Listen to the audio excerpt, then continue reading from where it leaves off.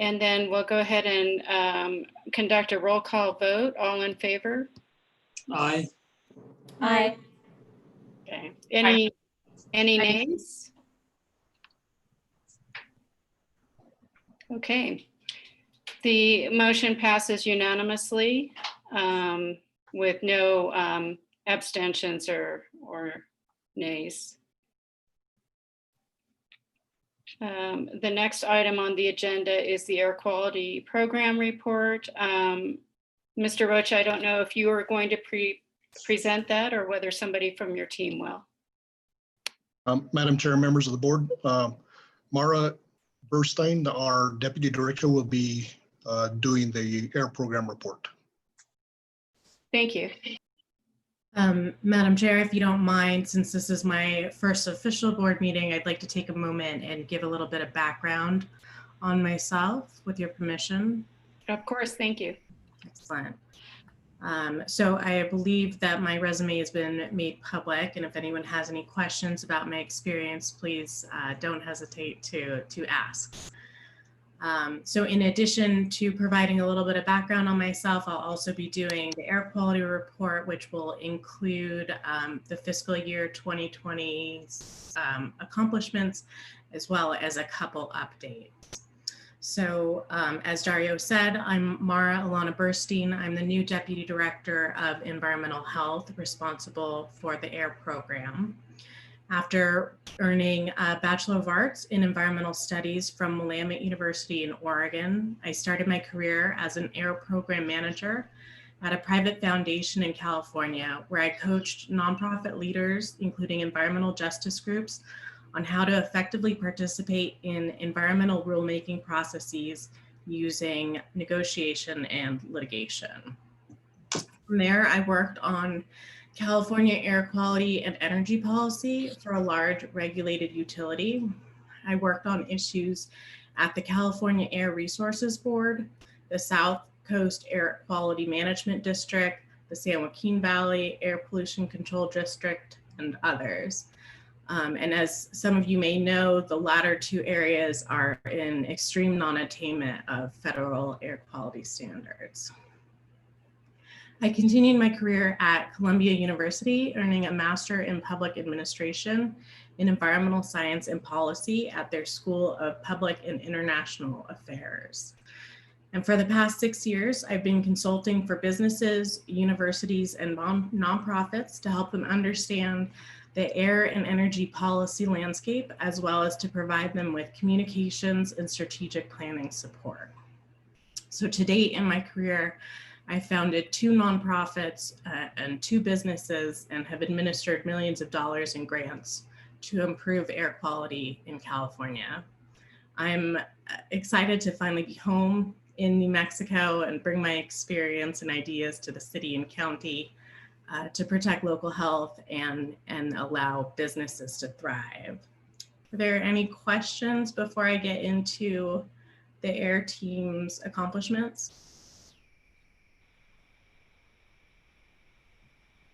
Okay, doesn't sound like it. So fiscal year 2020 just came to an end, and so I thought it might be appropriate to provide some of the accomplishments we have achieved over the last year. Oh, Mara. They have achieved since I am new.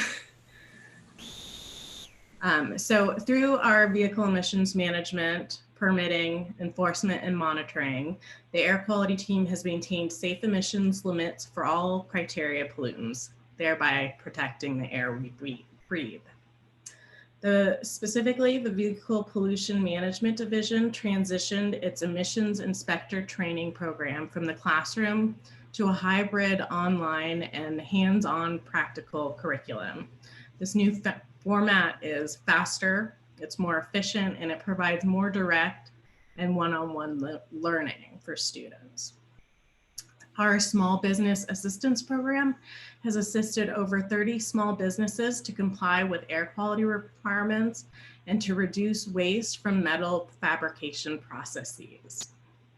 The Monitoring Division operated the ambient air monitoring network with a data capture rate of 97%, thereby exceeding the federal requirement of 75%. The division also automatically monitors pollen now. So on to, are any questions on that before I get to the air quality update? I have a question on that. When you say the data capture is 98%, can you elaborate on what that means? 97%. 97. And actually, if you don't mind, I would like to pass that question to our monitoring division manager, who could explain that more in depth. Okay, great. Are you available? Yes, this is Dwayne Salisbury. Can everybody hear me? Yes. Madam Chair, members of the board, the 97% data capture is basically stating that out of all the possible data within a year's time for any pollutants, we're capturing 97% of all that possible data. And then the federal standard is that we have to capture at least 75%. So like in a given quarter, we would be allowed, to miss, I think 18 days of data and still maintain 75%, but we've far exceeded that in our overall data capture of 97%. Okay, so it looks at how the frequency, I guess, of air monitoring and how many days are missed. Yeah, yes. So in all the monitors, basically the monitors we're talking about are continuous 24 hours a day. So, there's 24 hours of data for every day, 365 days. And so basically we're saying that we're capturing 97% of all those possible data points. Thank you. You're welcome. Any other questions? Okay, then I'd like to speak a little bit about ozone and then part 39. So in July of this year, the EPA released a pre-publication draft of its proposal to retain the 2015 ozone national standard without revision. So that means that the standard of 70 parts per billion is likely to stay the same. Once EPA issues their proposed decision, then the public will have 45 days to comment. And so so we're currently in atonement for ozone, but we have had an exceedance. And because of this, EPA is monitoring our ozone levels weekly. And if we continue to have exceedances, EPA may designate our area as non-attainment. So in an effort to avoid this, we are signing up for EPA's Voluntary Ozone Advance Program, which helps jurisdictions reduce ozone levels before they're designated as non-attainment. And I thought this might be a good subject to put on the agenda for the next meeting if y'all are interested in kind of more information on our levels and what we're planning to do about that. Madam Chair, this is Arturo Sandoval. I would be interested in getting more information on this at our next meeting, if at all possible. And if the other board members feel this would be an important topic to have discussed. I agree. I think it'd be important to hear what Deputy Director Burstein has to say about that. Are there any objections from board members? Okay, that sounds like a great idea. Excellent. Well, I will, we'll prepare for that. Thank you. For the next meeting. So one more thing I wanted to report on is part 39. Some of you I know are new or may not remember what this is about, but basically it is permit waivers and air quality notifications for certain source categories. So it allows the Environmental Health Department to issue air quality notifications instead of permits for certain gasoline stations and backup emergency generators. The Air Board adopted this in 2017. it was challenged and stayed at the Court of Appeals. And so the update today is that the deadline to appeal to the state Supreme Court has passed. And so that decision is final. And furthermore, the EPA has approved Part 39 to be part of our SIP moving forward. So that concludes my updates. I'm happy to take any questions, or we can move on to the next item. Do board members have any questions? Madam Chair, Yes. I had a question. Director Bernstein, explain that last part again. What essentially does it do in terms of enforcement or standards here in the metro area? Well, basically, because it allows us to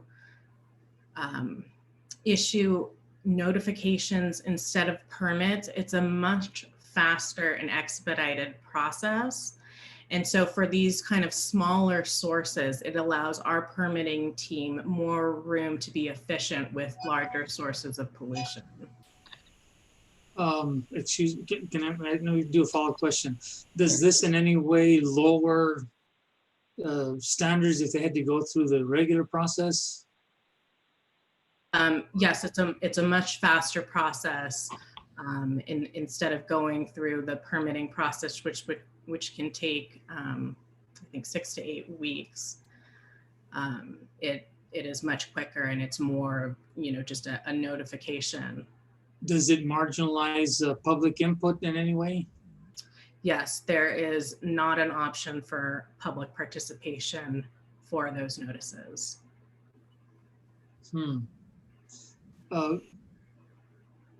I wonder, Madam Chair, if at some point this board might want to revisit that, just to see how that's working, just to see what impact, negative or otherwise, it's having on air quality here in the region.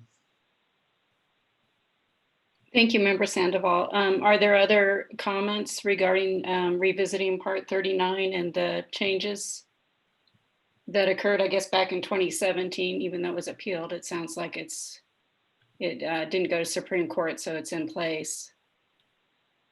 I have a question, Madam Chair, members of the board. Maxine Pond, one of the new members. As far as those permits, Part 39 you mentioned, are these, what size permits are we talking about? Are they construction permits? Are they operational? They're operational, and if you don't mind, Madam Chair, I'd like to ask our attorney Carol Parker to provide a little bit more information, and she can field some of these legal questions a little better than I can. Sure. Madam Chair, members of the board, can everybody hear me? Yes. Yes. Okay, great. So since Part 39 was adopted back in 2017, I think everyone has to some extent sailed on, if you will, about what it's about, but I can give you the highlights. Number one, to Member Sandoval's question, it does not decrease the amount of air quality protection done at all. Specifically, what it does is it is an alternate mechanism of imposing the very same regulations that the Air Board has in place for gas stations and emergency generators on those sources. So all of those sources will be regulated exactly the same the day after they get an air quality notification than they would have been had they gotten a construction permit. Number two, although these gas stations are operational in the sense that they are currently operating, these are not operating permits. This specifically is not allowed to any source that would be major, whether it is a gas station or whether it is an emergency generator, or if it is at a source that has other air quality controls. So for example, to give you a specific example, the Water Authority has a small gas station as part of their permit. they would not be eligible for an air quality notification because that facility has a lot going on by way of air quality. And we wanted only the simple, straightforward situations to be handled through an air quality notification. Similarly for gas stations, we were getting a huge number of applications for cell towers to add an emergency generator. And the data showed that emergency generators on average operate for about 25 hours a year out of the possible, I think it's 80-60 or 8,600 hours. They operate a very short period of time on average because we have a very reliable electric grid. And so the incremental impact of those types of sources was very small. We also did have a toxicologist look at Part 39 and look at the incremental impact of gas stations on air quality versus other contributing sources. So for example, there's two pollutants controlled from gas stations by the Air Board's regulations. One are volatile organic compounds, and the second is benzene, because it's a hazardous air pollutant. And that is subject to the federal regulation Hex C. And as I said initially, Hex C is imposed through Part 39. We had the toxicologist do some analysis of how much of the benzene in urban air comes from gas stations as a group, and how much of the benzene in urban air comes from something else. And the results were kind of surprising. The biggest contributor to benzene in urban air are all the cars we drive. If you step back and think about it for a minute, if you have a gasoline powered car, you have a tiny little gasoline storage tank on board that has a certain amount of evaporative emissions. It may also, if it's not operating well, be emitting that in its exhaust emissions.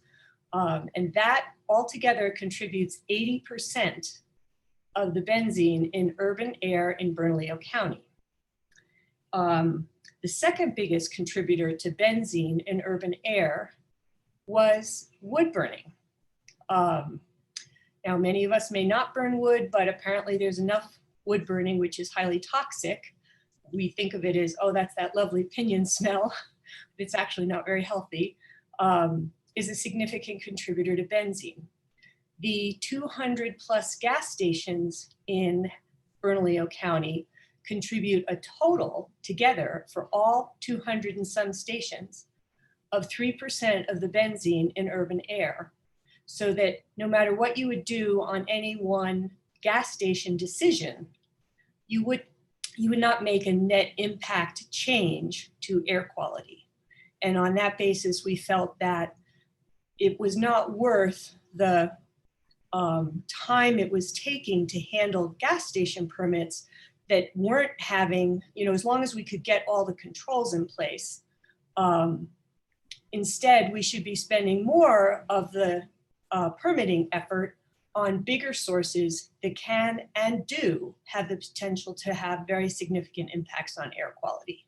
So that's what I have to say about Part 39, unless people have any questions. Yes, I think Ms. Chappell had a question, our attorney. I can't see the raised hand, so Stephanie is prompting me here. So Attorney Chappell? Yes, I want to thank Carol Parker for explaining what Part 39 is. And I just want to give a little procedural background for the members of the board now to remind them that this was a rule change, a regulation change that was enacted by the board in 2017. I believe that it was before any of the current board members served on the board, and it was enacted after a full process, a full legal process to enact that rule. It has been under appeal at the New Mexico Court of Appeals, a process that began almost immediately and has now been concluded and is not being appealed to the Supreme Court. And I think I just want to address this issue of whether we could revisit the rule. And the answer, the short answer is the board can revisit, can address any rule change that is brought before it. That is what the board does. So if there were a decision by somebody to come before the board to ask the board to maybe make a revision to, or make a change, or even repeal that rule, that would be something that the board could consider pursuant to its normal procedures, rulemaking procedures. Thank you. Thank you very much. That's very helpful. I appreciate your insights there. Board Member Meiklejohn. Thank you, Madam Chair, members of the board. Thank you, Ms. Chappell. I did have a question. As has been previously mentioned, none of us were on the board when this matter was before the board at the time. I had a question if there's a time limit on these, on this, or if people have, or if the entities have to reapply after a certain period of time, if there's an expiration date on the issuance of these notifications. Madam Chair, this is Carol Parker. Do you want me to go ahead and answer that? Sure, if you could briefly answer that, that'd be helpful. Yes, Member Meiklejohn, there is no time limit on the Part 39 air quality notification, just as there would be no time limit on a construction permit.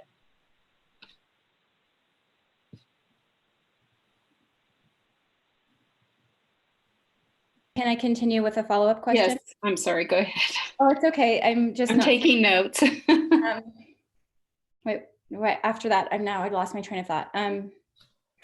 The problem with the construction limit is that I think inherent in the nature of construction, there is an end to a construction project, right? When you're constructing something, you begin the construction and then there's the middle part and then the end, and then it concludes, therefore making the permit a non-issue. The thing that I'm curious about is if these notifications don't have a period of time after which they need a reapplication, it seems like that could be problematic, particularly because there is no public input, and it seems like that could be a potential loophole that could be exploited in a way that maybe wouldn't be beneficial to the community or in the interest of improved air quality. Thank you. And member, or Madam Chair, may I respond to that? Yes, please. Madam Chair, Member Meiklejohn, and members of the board, there's a miscommunication or a misunderstanding of what a construction permit is. If you look at 20.11.41 New Mexico Administrative Code, that is the construction permits regulation. And you will find in there that a construction permit authorizes not just the construction, but it also authorizes the operation of a source. And so the effect of issuing a construction permit and the effect of issuing an air quality notification to a gas station has the same air quality impact for the same relevant period of time. In other words, as long as the business wishes to continue to operate as a gas station. And it's not, the construction permit is not, the impact has primarily to do not just with the construction, but with authorizing the emissions. Thank you. Thank you very much for that. If I could interject, Madam Chair, members of the board, I'm sorry. Yes, please. Member Meiklejohn, I'm sorry, I may have made that a little more confusing than it needed to be by asking a question about operation permits. Operational permits are major sources. So I was really asking, is this, because I haven't looked at Section 39, if this is something that applies to major sources or minor sources, and so it applies to gas stations and emergency generators. is my understanding now. So my question is answered. Actually, I had another question unless people wanted to continue on this topic. Well, I did want to ask any other board members if they'd like to proceed with questions regarding the Part 39 topic. Since I can't see raised hands, I'm just going to ask you to speak up.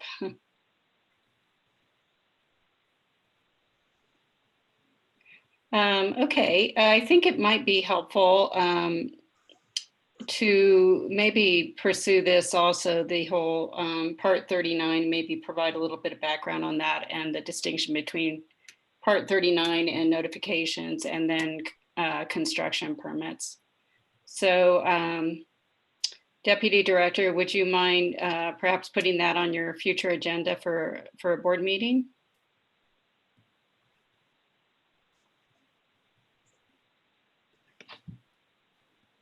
You may be muted. I don't know.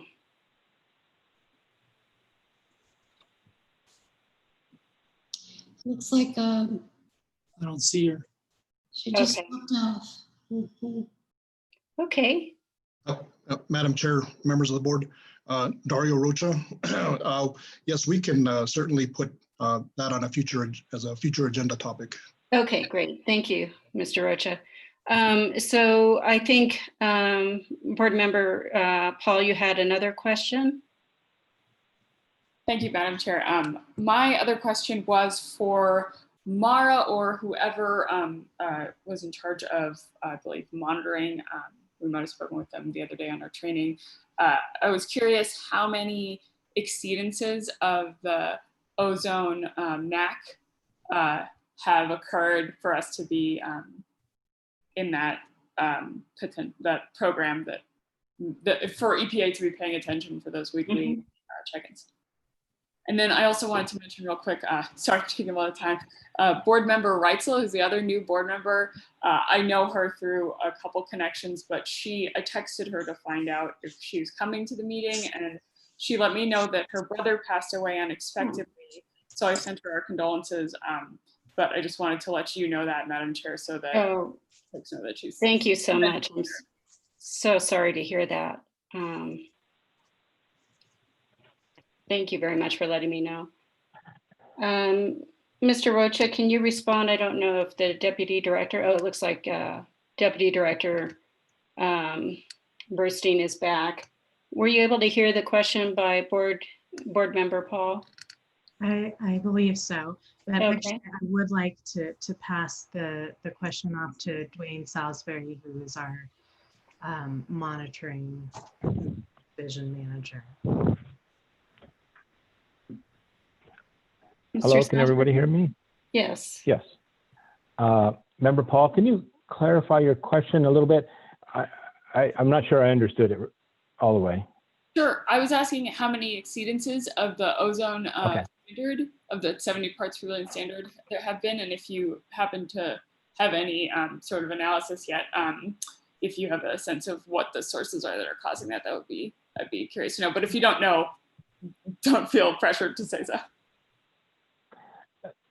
So there were multiple days in the last 3 design value years that contributed to our one exceedance of the 70 parts per billion NAC standard for ozone. So I'm not sure if that answers, but we've had one exceedance of the standard in a design value since for EPA. But several days were contributing to that one exceedance. Thank you. You're welcome. So this is Chair Richards. I have a follow-up question to that, Mr. Salisbury. So when you say design value, I'm certainly not familiar with that. Oh. And when you say several days, what exactly does that mean? Madam Chair, what the design value is an average over the last 3 years of the 4th highest 8-hour rolling average for ozone. So basically, we're looking for an 8-hour block in a 1-day scenario where the 8 hours, in a row would average higher than 70 parts per billion. and let's say that happened on a Monday, and then it happened on a Tuesday. Let's say on Monday it was 75 as an average. On Tuesday it'd be 74, Wednesday 73, and then Thursday it'd be 74. It's the fourth highest that counts from a particular monitoring site that counts towards that design value. So how the design value then comes about is we take the fourth highest per site per year and we average them over the 3 years. So like right now, our design values are being averaged from calendar year 2017, calendar year 2018, and calendar year 2019. So I hope I answered your question. Yes, Madam thank Board? you. Thank you. Are there any other questions before we proceed to completion of the air quality report?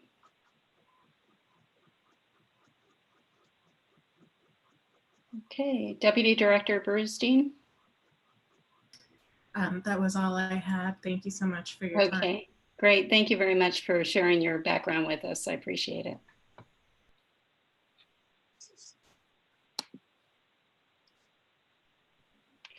Okay, I guess before we conclude, I just want to give board members an opportunity if there are any other questions or comments before we go on to the next agenda item, just to be able to close this out appropriately. Okay, thank you.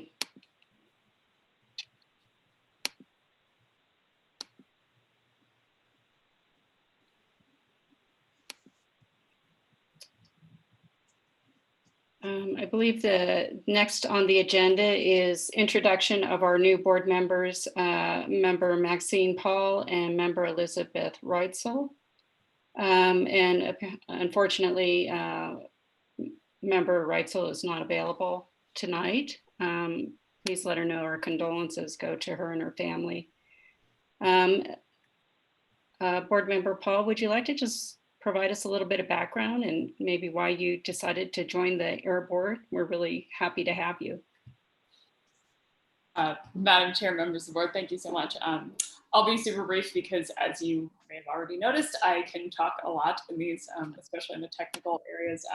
I do environmental remediation for the Pueblo of Santa Ana. I've been there for 5 years now. And before that, for about a year, I worked in air quality. So I manage an air quality program among other remediation programs. We clean up bombing ranges. We have a transfer station where we do recycling. We work on some energy programs and some work on climate monitoring as well. So we do a variety of different things sort of in the EPA zone of work. And I'm very happy to be here. I'll sort of leave it at that and say finally that you may see my 2-month-old son in and out of the picture in the next couple meetings as we're working from home. So. Thank you so much for introducing yourself. We're really happy to have you and to have your background and experience. So welcome. Sorry it has to be through video. I'm glad we're being safe. So, that's true. Let's see here.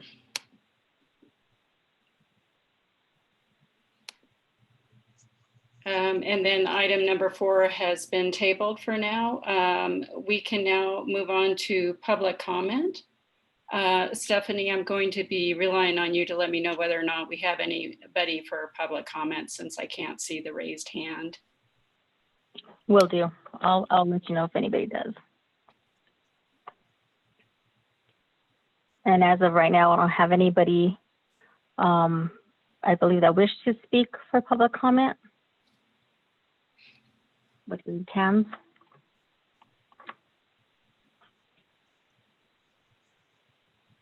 Do we have anyone from the public at all, just out of curiosity, wondering how easy it might have been for the community and public to have accessed this Zoom meeting?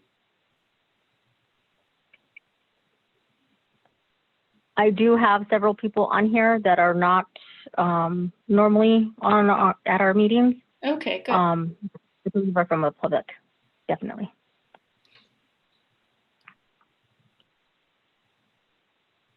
Okay, just one last call. Members from the public wishing to comment, please just, I guess, raise the hand on the icon on your screen.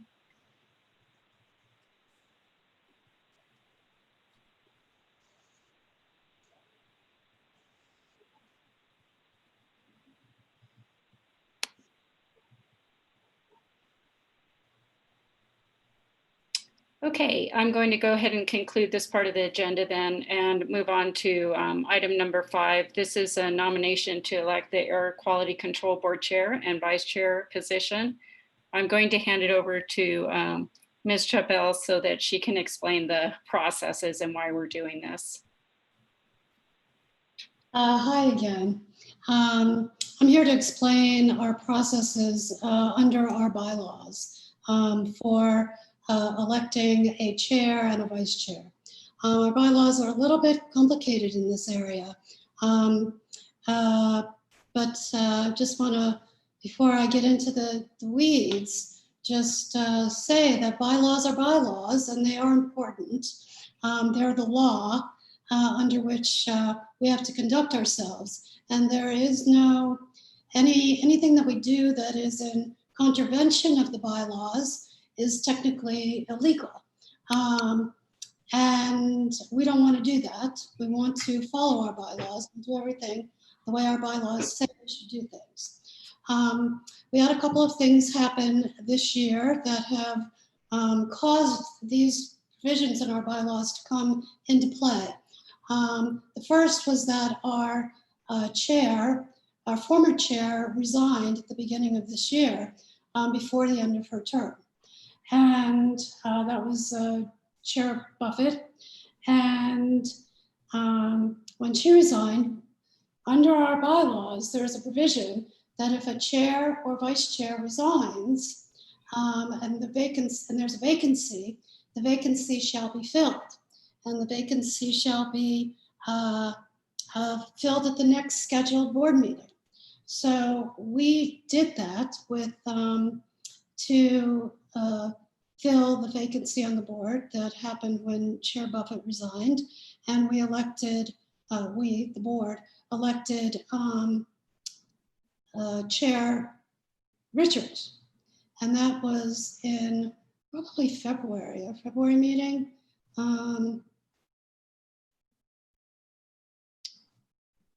And when Chair Richards was elected, her position, which had been vice chair, became vacant. And so we needed to fill that at the next meeting. And we did that at the next meeting, at our March meeting. We filled that position with Vice Chair Langner. So that was all well and good. And under the provision for filling those vacant positions, officer positions, you conduct the election at the next board meeting. Our bylaws then have another provision for the election of our chair and vice chair.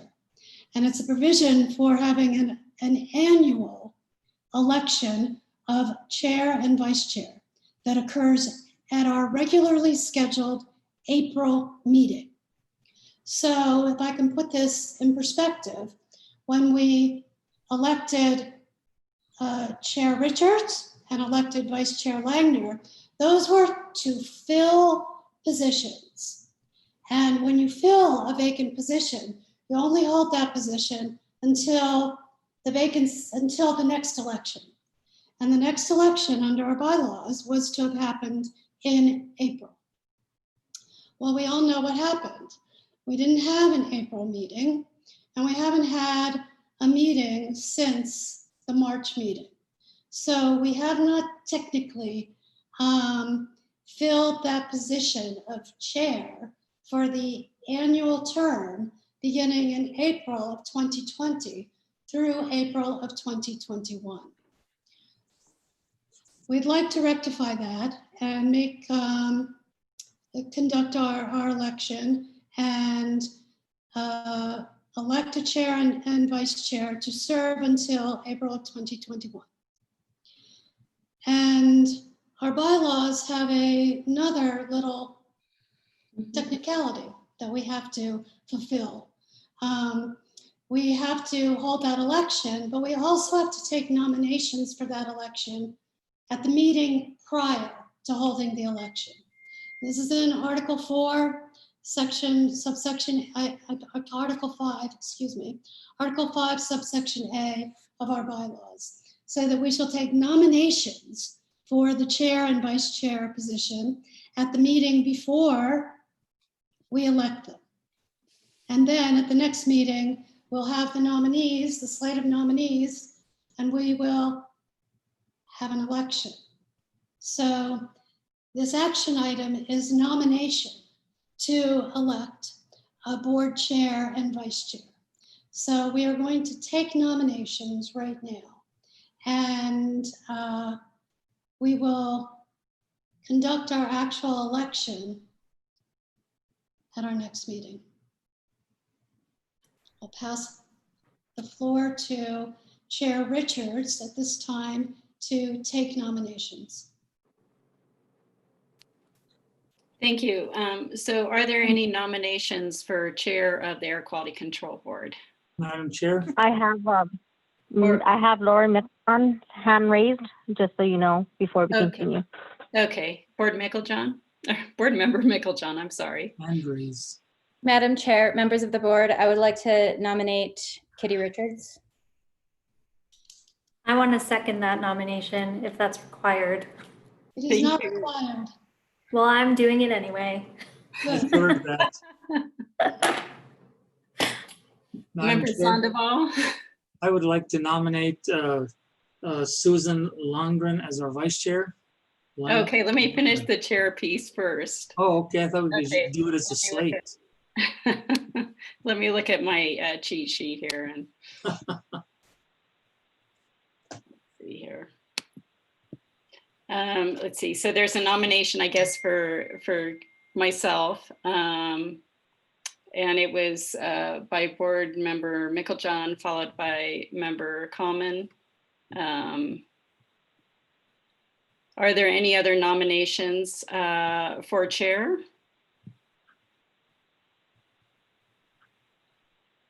Relying on you, Stephanie, to let me know if there's any raised hands.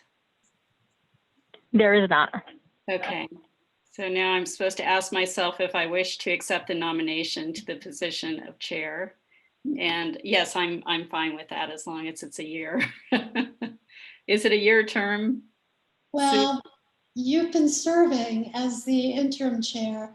The way I read our bylaws, you'd be serving until April of 2021. Okay, great. That sounds good. Thank you very much for nominations. I appreciate your confidence. This will be your first term. Okay, thank So you. you would still be able to serve another term. Okay. So nominations for chair are now closed. Thank you again for nominating me. So I graciously accept the nomination. The next is nominations from the floor for position of vice chair. Member Sandoval? Madam Chair, I'd like to nominate Susan Leitner as vice chair. Thank you, Member Sandoval. Are there any other nominations from the floor for position of vice chair?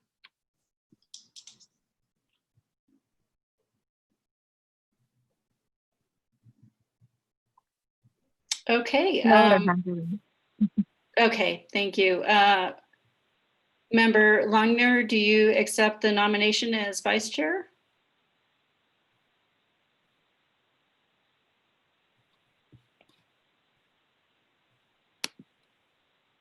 Susanna, can you? Sorry, I thought I unmuted myself. Yes, I do accept it. Thank you so much. Okay, great. Thank you.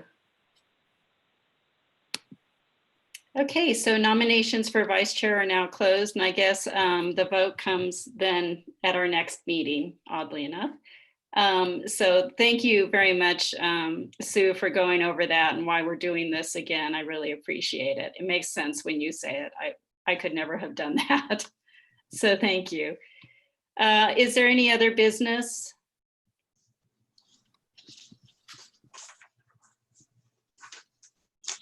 Do board members have any other business they'd like to speak to? Okay. Okay, then we'll go ahead and once again request public comments. So Stephanie, if you could just let me know if there's anybody wishing to deliver a public comment at this time. Okay. I don't have anybody's hands raised. If anybody on their cell phone would like to make public comment, you can do so. Or just by speaking up if you'd like. And there is no hands raised for public comment. Okay, thank you very much. So for the next agenda, one of the items I have is the attainment for ozone exceedance that Mr. Rocha and his team will be providing a presentation on that. And then I would also just ask that we go back for the Hayes rule as well and put that on the agenda.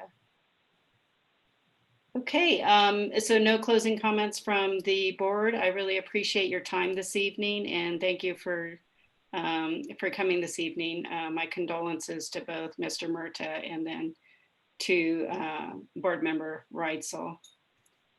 Thank you very much. I'm now adjourning the meeting and it is officially 6:22. Have a nice evening. Thank you, Madam Chair. Thank you. Thank you.